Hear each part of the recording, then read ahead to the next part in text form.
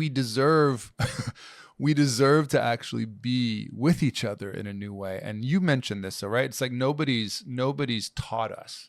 None of us grew up learning anything about intimacy, relationship building, conscious communication, the sensual arts, the sexual arts, all of the things that we just go into relationships with, or I should say go into them without, and then wonder why nothing works and we're at each other's throats. And good Lord, I just got out of a really, really intense relationship, and everything that you're saying, I'm like, yeah, I mean, that was my lesson. That was my initiation. Yeah. And also there's just this part of me that's like, damn, did I have to learn that in my late 20s, early 30s?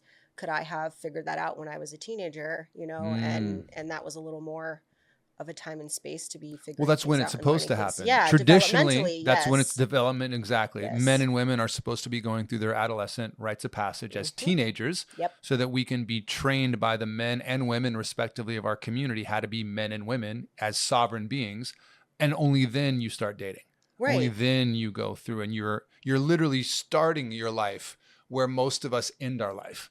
It's wild. Like having that level of awareness and accountability and just selfness as a teenager, that, as you're saying, right, we have to go into our 20s, our 30s, our 40s, our 50s, our 60s and wound ourselves in each other consistently to figure out how not to do it, so we can hopefully cobble together a way of doing it that's just something better than what we've been given by our parents, which is the aggregate of what they didn't learn because their parents didn't teach them.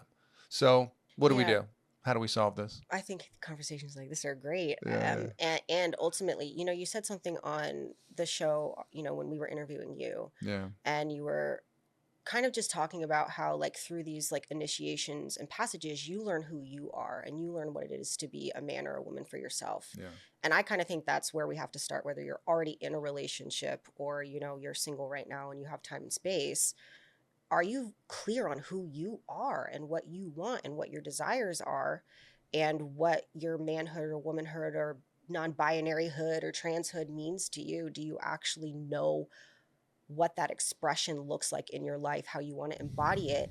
And then double checking, like, is this rooted in my pain? Is my identity built on my pain, on my fight, on my struggle, on some story that I've been holding on to for years? You know, I think people get a little lost in, well, this happened to me XYZ ago, so now I need to hold on to this. And I'm going to keep repeating this story and build my life on this story. And then at some point, they're just miserable and they're missing out on the fact that you became your own abuser at some point. Like that thing happened and it's not happening anymore unless you replay it. But you're replaying it over and over and over again, and you're putting it in all of your expressions. So it's never going to go anywhere. You're always going to be in a war. Men are always going to be unsafe. Women are always going to be unsafe.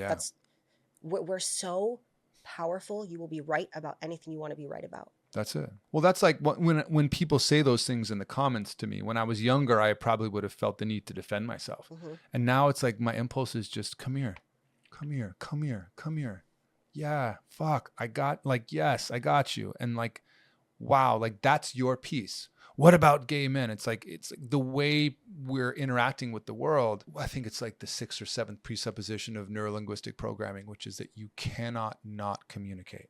A human being cannot not communicate. Accurate. 24/7, how you're responding, how you're sitting, how you're breathing, how you're feeling, how you're walking, how you're not walking. Everything is communicating something. Yep. And so it's like what are the things people are focusing on? You what you resist persists, and what you feed grows. I think this is what I think we're getting to as personal development is kind of reaching its zenith. It's sort of its penultimate moment of this, you know, the last 60, 70 years of navel gazing and looking at the self and like discovering, holy shit, I have a version of my challenge, like you just described beautifully, which you have and which they have and which every single one of us has. And the solution, as it seems to me now, is the community, the tribe, the turning it from just me, myself, this to, wow, look, holy shit, you have a thing that I have in your own unique version. And so do you, and so do you, and so do you. And instead of seeing enemy, instead of seeing victim, instead of being just broiled in this deep fryer of the oldest military tactic in the book, which is divide and conquer, that the preciousness of your pain is keeping you from the life you could be living, the joy, the happiness, the fulfillment. But because, again, right, you've experienced pain and you made it mean something, and now men are this way, it's like you've created a prison. I created a prison that I was living in for most of my life. And we all do that. The great news, I think, is that we're starting to see the commonality of that. And to the degree that we can be like, yo, wait a second, sis, like, hey, I'm sorry. Like, tell me, what do you got? Like, be able to really see what we're all going through. The thing can pop like that. Yeah, I totally agree with you. And actually, I became really aware of this and my own narratives and my own stories and how I was projecting those out and, living in this self-fulfilling prophecy with my former partner. I would say, like, he's the first man I really fully loved all the way. I just was like, I'm going for it. I'm jumping all in. And so I did. And I'm so grateful that I did that.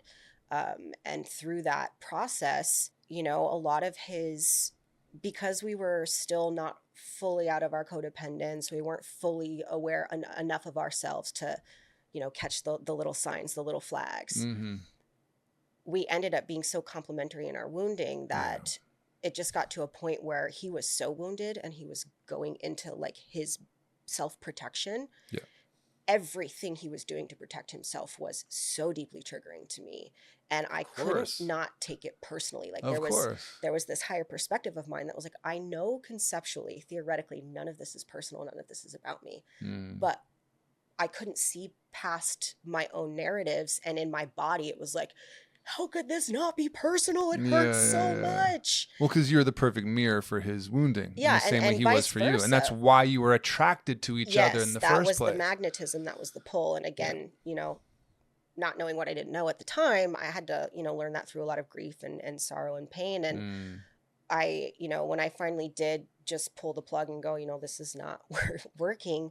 And I was just sitting in a grief hole, like a grief pit. I just had this moment of like, okay, well, while I'm down here, while I'm in my emotional basement, I'm going to clean out everything, every cobweb.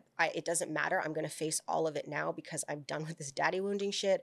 I'm done hurting other people. I'm done feeling like a problem. Like this isn't solving anything. And it's destroying me. It's destroying my life.